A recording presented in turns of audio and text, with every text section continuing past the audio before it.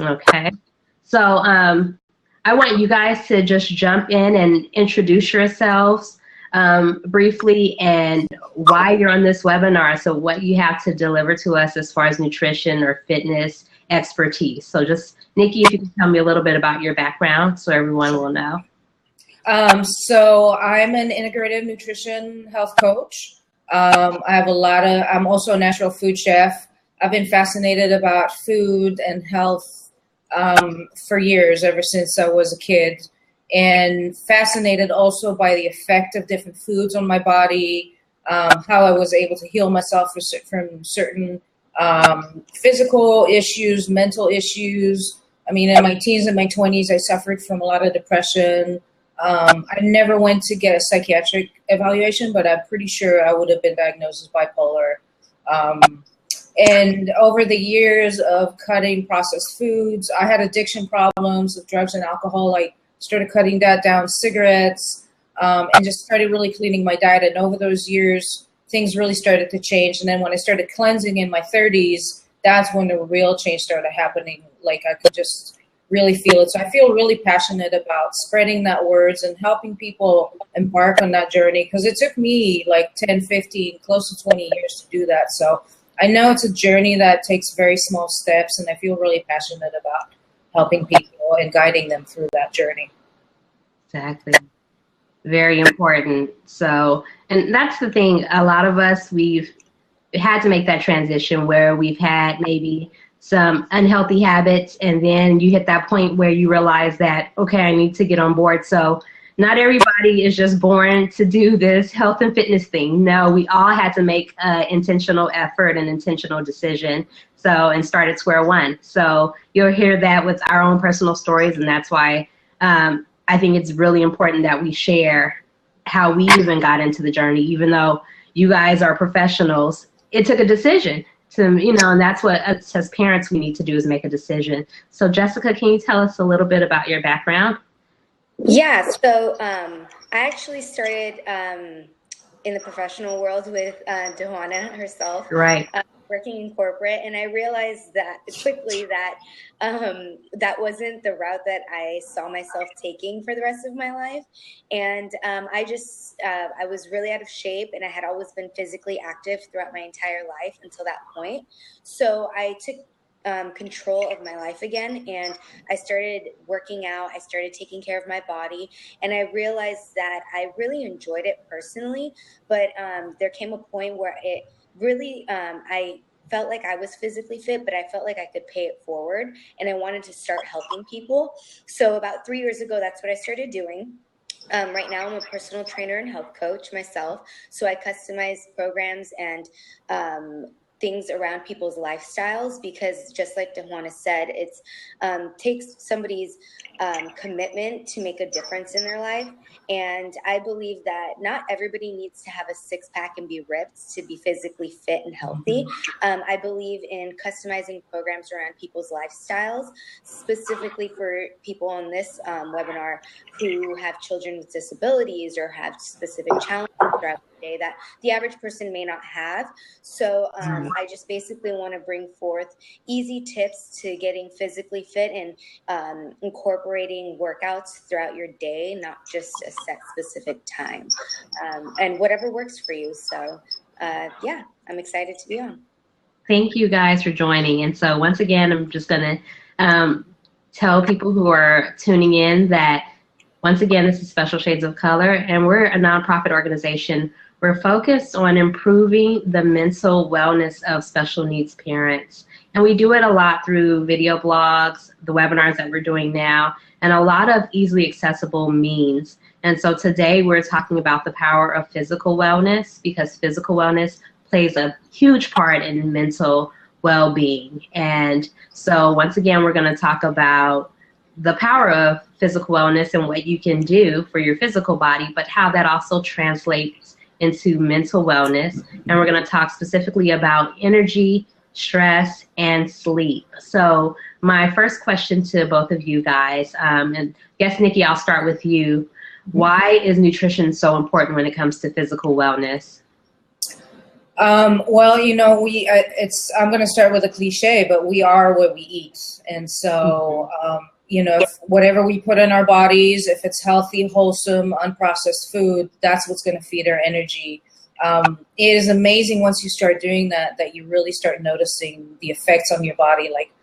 Like even if you took 2 days a week and you decided on those days I try to eat more whole foods and less processed foods, just notice how your mental stability is, how you relate to other people, how your relationships start changing. And so, and overall, what experts are saying now that processed foods and sugar are causing a lot of inflammation in the body over time. Now, inflammation is not necessarily a bad thing when it happens on a singular times, because when we get a cut or when we get a bite from a mosquito, we get inflammation, and that's the body's response in order to heal us. But when it starts happening over time, it really damages the body, and it pretty much most diseases, chronic diseases today, are caused by inflammation. And so we really want to start moving away from processed foods and processed sugar and move more towards eating whole foods.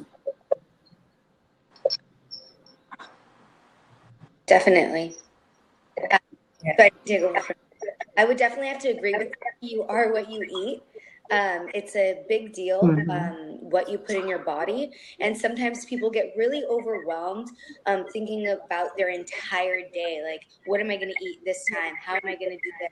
So big portion of taking care of yourself is preparing and taking things one meal at a time.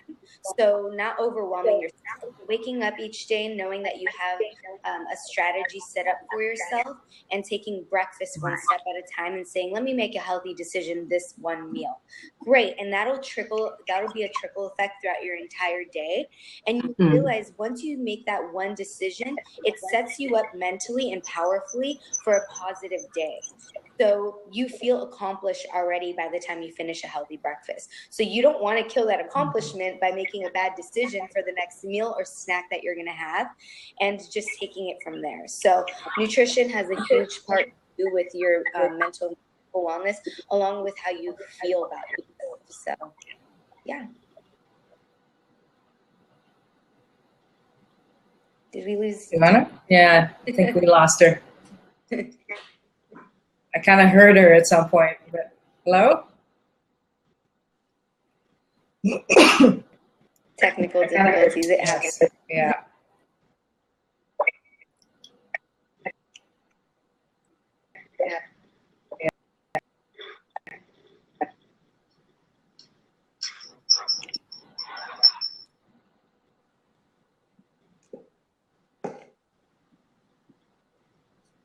Well, maybe we can ask each other questions. Having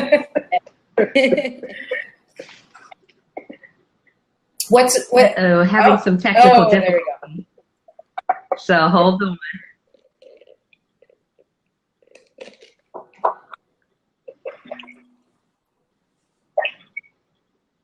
Can you guys hear me? Yeah. Yes.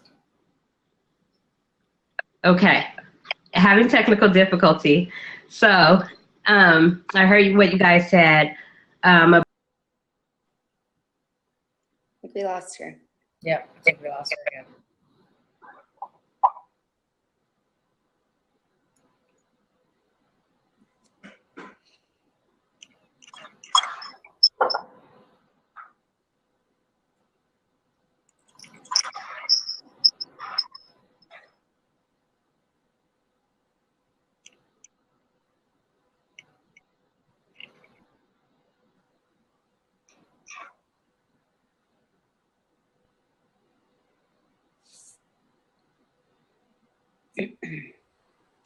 Hello? Oh, there she is.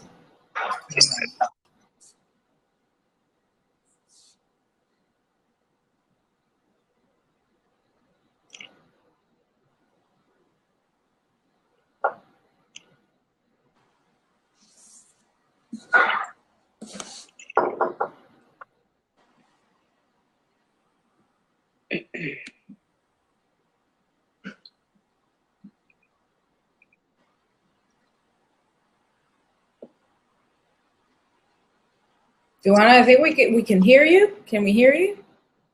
Just can't see you.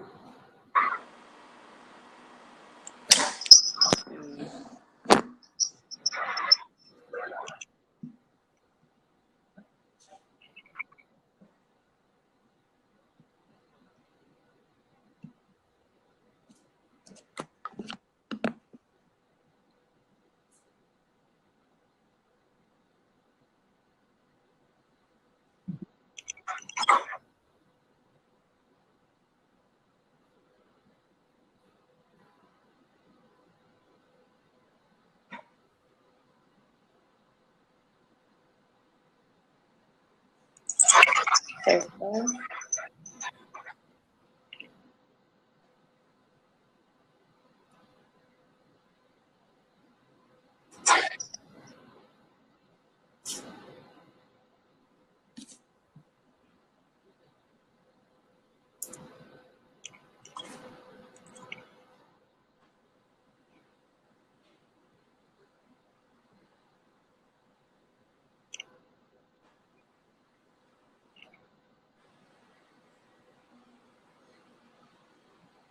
Oh man. Yeah.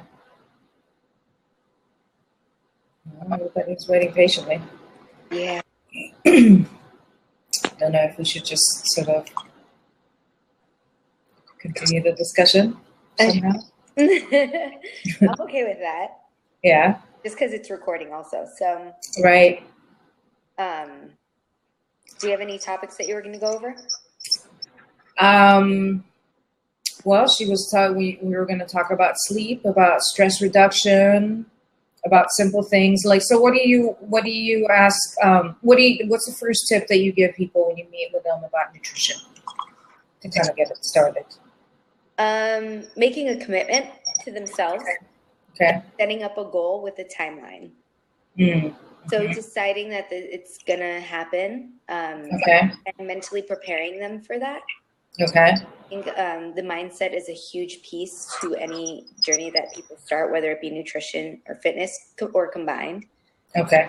So I definitely ask them, I evaluate where they're at, and so that I can help them to the best of their ability, because a plan is a plan and people are going to follow it regardless, either to the T or not, but depending on where their mindset is at. What about you? Oh, hey, here she is.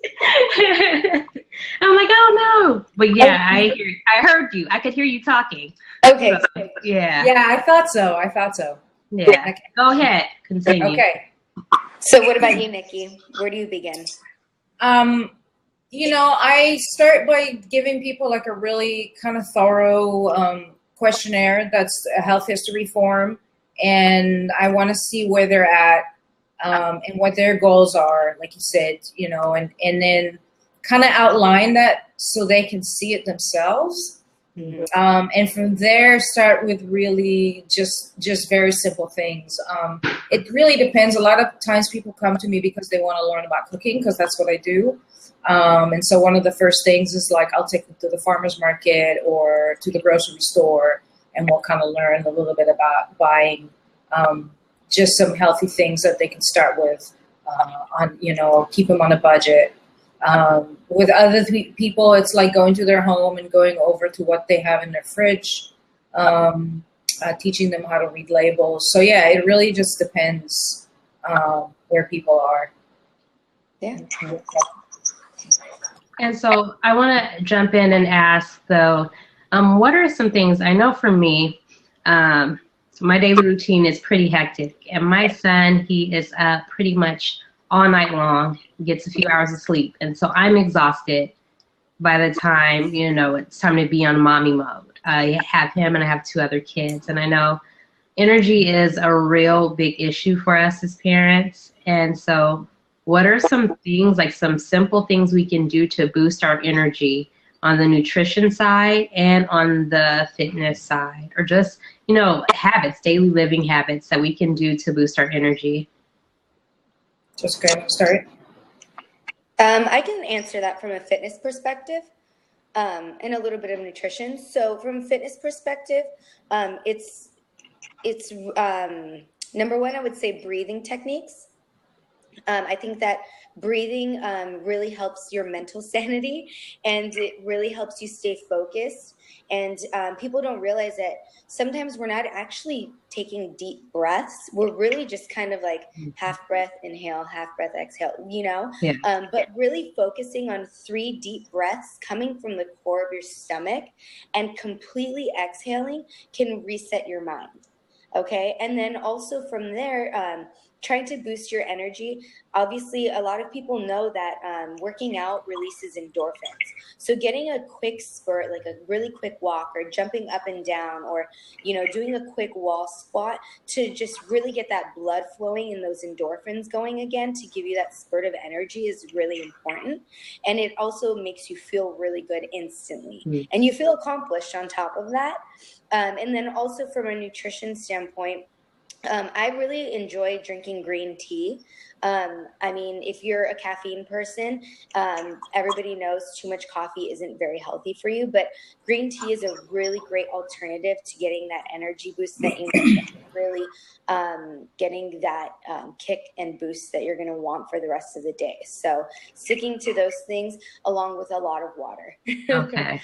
Yeah, definitely 2 good options. Yeah. Mm-hmm. And Nikki? So when I wake up in the morning, first thing I do is I have a little bit of warm, or actually have a lot. I've built up to close to a quart of water with lemon. So fresh lemon, squeeze some fresh lemon, and then have it with warm water. So it sort of like binds with the temperature of your body. It's not like cold water is too much of a shock to the body, especially when we woke up from a warm bed. So that's really soothing. It gets your digestive system going. It really wakes you up. The enzymes from the lemons really give you a nice boost. Second thing I love to do is meditate. Meditation is hard for everyone. I mean, I've been meditating every day for 6 years, and it's still really hard. So, you know, it's even if you did it for 2 minutes to start with, even 1 minute every morning, it's sort of like what Jessica was talking about, the breath. It really gives you a good reset.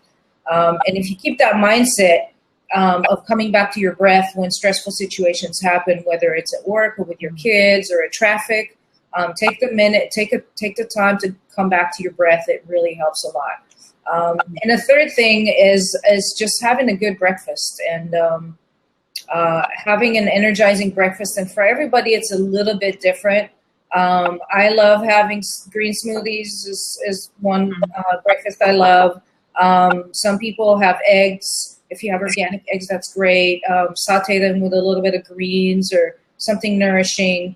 Try to have a little bit less starch and a little bit more protein, and have your carbs come from vegetables and fruit. Right.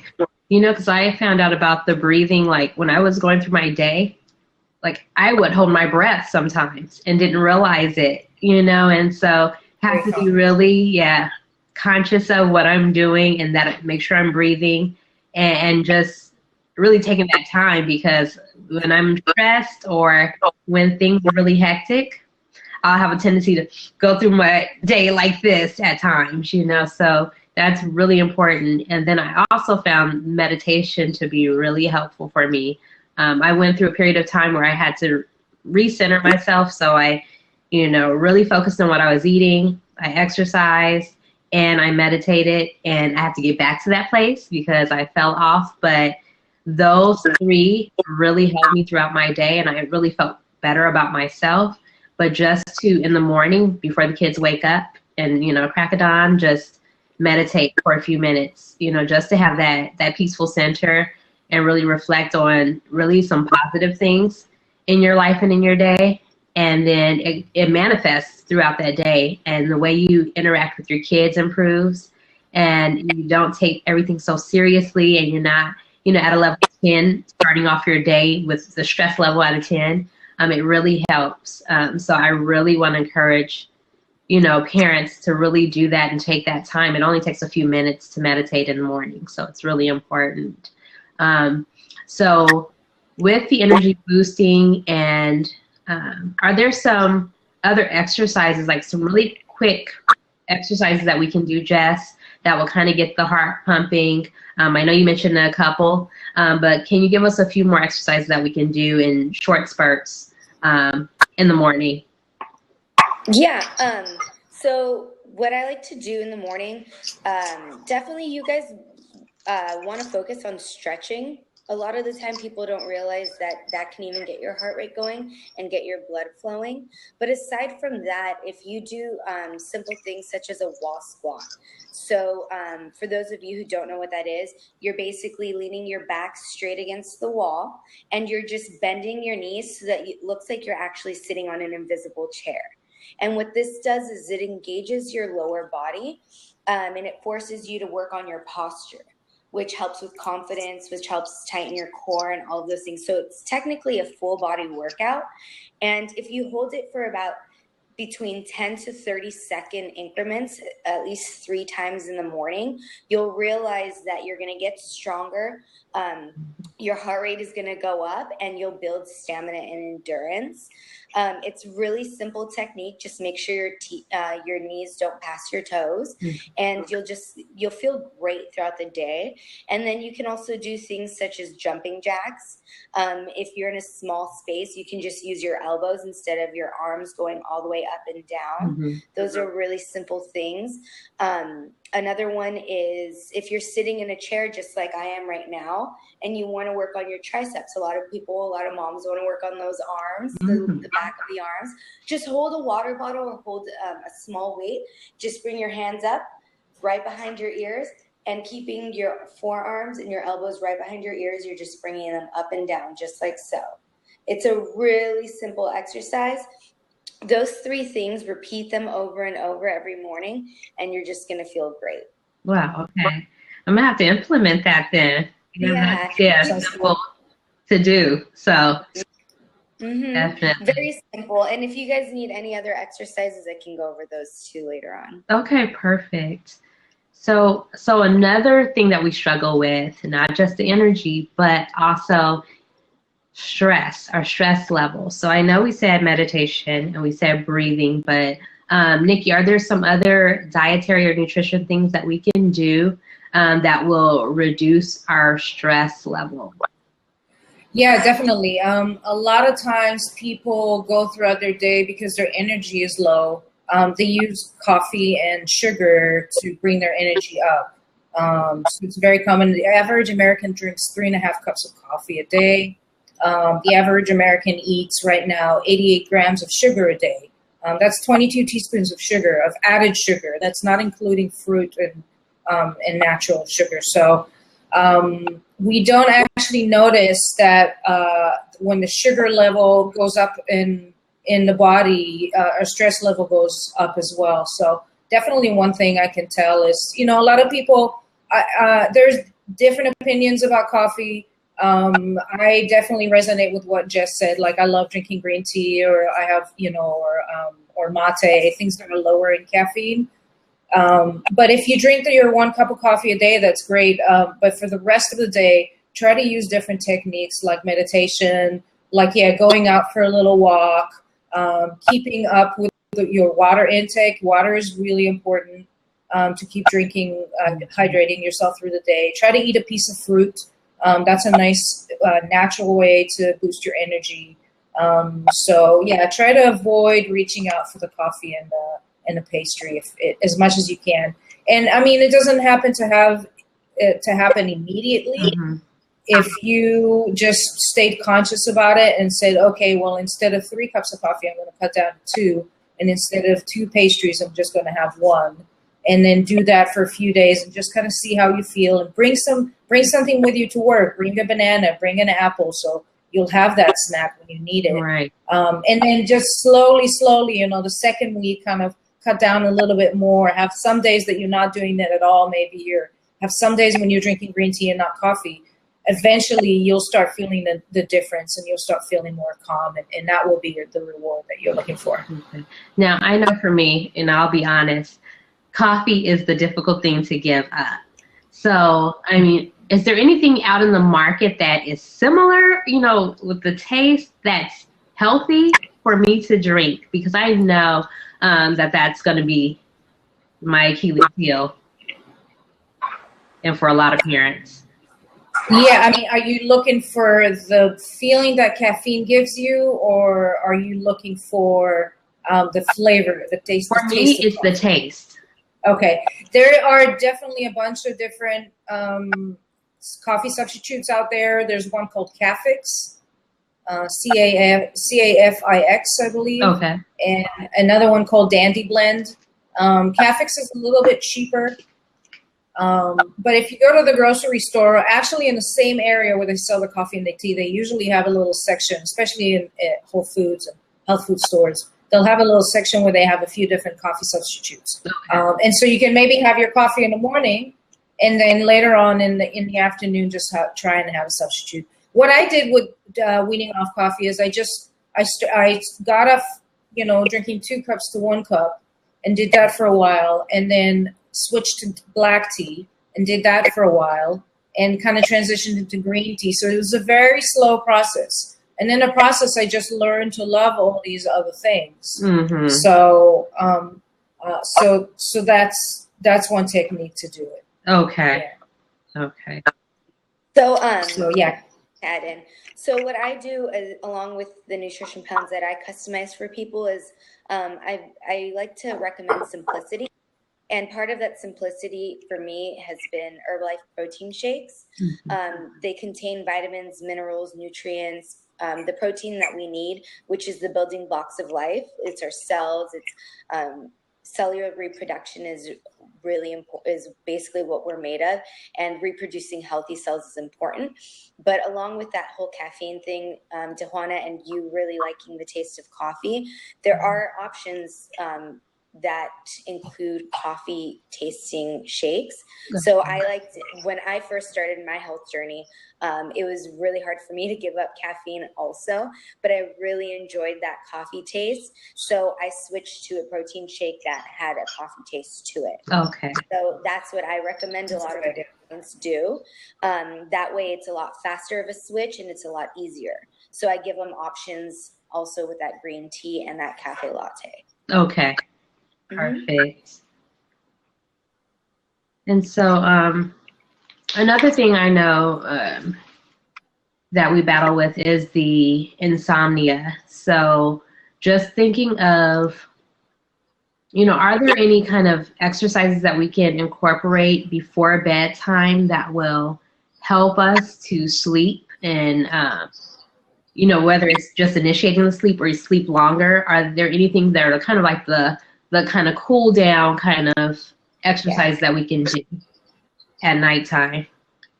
I really at night, I really focus on stretching the body out into relaxation mode. So a lot of yoga poses are really great. Opening the hip flexors and your lower back is really important. So things like child's pose, things like going into the tree pose, or even simple stretches, just, stretching your quads out, stretching your hamstrings, just bending straight over, letting your head hang loose in front of you, relaxing your arms, and then just lying flat in bed and taking deep breaths and really feel your body one limb at a time and just sinking into your mattress. Just really taking that time. So things, to be honest, things like meditation are great at that point, because then you can just nice and tranquil count to 10 and then just you'll fall asleep. So I don't think an actual physical intense workout is something that I would recommend before bed, because you'll have those endorphins flowing and it'll be really hard to, go to bed. So stretching and meditation and yoga poses are perfect. Okay, so starting off your day with the exercises, but then doing more stretching at nighttime and meditating at night and the breathing to kind of help initiate sleep. Okay. And Nikki, are there any things like any type of snacks or anything? I know we shouldn't eat late at night, but a lot of times as parents, we may, need something at the end of the night. And, but then we also have to be careful not to eat anything that's really heavy or it's going to keep us awake. So is there anything that is good for soothing? I know like tea or something like that might be good, but I'm not sure. So what are some things we can put into our bodies before bedtime that will help us to initiate sleep? A lot of people, well, the first thing to do is, again, with the coffee, just try and caffeine affects people in different ways. So for some people, they can drink a cup of coffee and go to bed, and it's not a problem. But it's important to actually notice that for me, for example, it's not good for me to drink anything caffeinated after 4 or 5 because I notice it does affect my sleep. The second thing you want to avoid is having too much sugars or carbs. So have your dinner be a little bit lower on the carbs and higher on the protein and the vegetables. And I know a lot of people like to have a sweet dessert after dinner. And so if you can, make it a fruit salad maybe, or something like that, or some apple with peanut butter or almond, some nut butter can be a nice snack. But anything that's really high in sugar is gonna wake the body up. Especially the liver really needs the rest at night. And when we take in sugars, the liver is the one that's working to really process those sugars. So try and avoid those. I definitely think, meditation is great. Just a nice hot shower works really nice for people. It's very calming, or a hot bath. And then the last thing I can say is, as much as you can, try to put your devices away about an hour or two before you intend to actually close your eyes. And so looking at your computer or looking at a TV just before going into bed, that blue light we see when we walk by people's house, that blue light is really designed to keep us up. It's basically like the sunlight. So if you do have to do some stuff on your computer, there's an app that you can download that I can't remember the name right now. But there's an app that you can download that regulates the light coming out of your screen based on the time of day. Yeah, I heard about that. I have to find out what it is and share it with the parents, because someone told me about it to help as well. So, I work late. So yeah, someone told me about that. I think those are some really great tips in terms of the energy and the stress reduction and energy boosting, as well as just how to get restful sleep. All of those are very difficult areas. And, I know for me, and then I talk to a lot of parents on a regular basis, and we struggle with those things. So I think you guys have given us a lot of tips that are easy to implement, even if we do it one step at a time. It's very useful. Do you guys have any other things that you would like to share that you think are really important for special needs parents? Any kind of closing strategies or tips? I would say... barely hear you. Oh, can you hear me? Yeah, I can hear you. I can hear you now, Jessica. Okay, sorry. I would say get your kids involved as much as you can. Creating a healthy lifestyle, it's a lifestyle. And it's something that you want to create around what's going on. And get as much as you can get your kids involved in what you're doing and eating healthier, making better decisions, and working out, the easier it's going to be on both of you. And that way your stress levels go down, and it's a family-oriented environment, and it's healthy for everyone. So I just say get your kids involved as much as you can. That'd be my best tip. Perfect. Sorry, I didn't actually hear the question. Are there any last minute tips or strategies you want to share with special needs parents when it comes to, physical wellness? I would say the number one thing is start reading labels when you go to the supermarket. From a nutritional standpoint, that's really important. And work yourself towards a place slowly when you're buying less and less stuff that has a nutritional label on it. So really try and experiment with getting different kinds of fresh organic produce.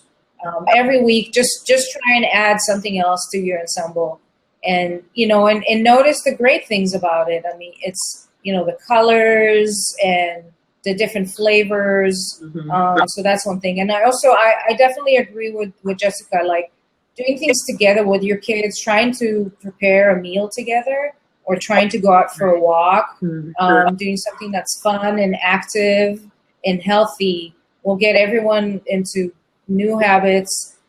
Everyone will enjoy it. It will give you more quality time with your kids, which is something that all parents these days struggle with. Okay. So yeah, I would definitely say, read labels, try and cut down a little bit on the sugar and try and buy as much, try and slowly increase the percentage of fresh food in your diet. Perfect, you guys. I want to thank you guys so much, Jessica and Nikki, for joining us and sharing your insight. I want to let everybody know that I'm going to get these two to do some weekly or monthly videos and tips so that we can continue this. I don't want it to be a one-time thing because I think it's something that we need to remind ourselves frequently, and they have so much information to share. So this is just like a little snippet, a taste of what you can do, but we're going to give you more content, more videos on this subject matter because it's so important for us.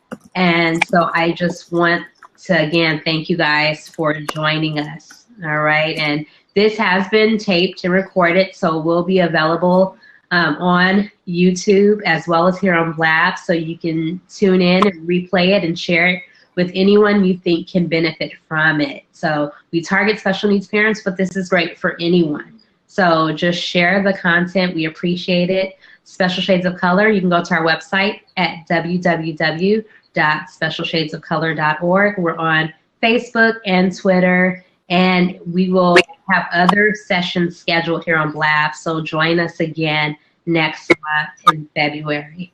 So thank you guys so much. Thank you. All right. Thanks for having us. Oh, you're welcome. Thank you. Bye. Everyone have a great weekend. You too. Bye, Jess. Bye. Bye, Jess.